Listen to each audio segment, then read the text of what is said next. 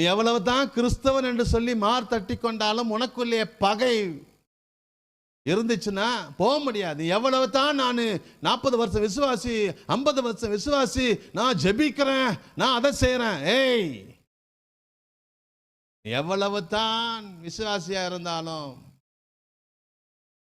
உனக்குள்ளே பகையும் கசப்பும் வெறுப்பும் விரோதமும் குரோதமும் இருந்தா உன்னால ரகசிய வருகையில போக முடியாது.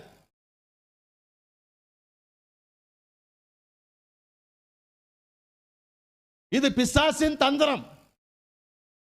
உங்களை அந்த ரகசிய வருகையில போக விடாம தடுக்கணும்னு சொன்னா உங்களுக்குள்ள கோபத்தையும் எரிச்சலையும் சண்டைகளையும் மூர்க்கங்களையும் சந்தேகங்களையும் கொடுத்துக்கிட்டே இருப்பான்.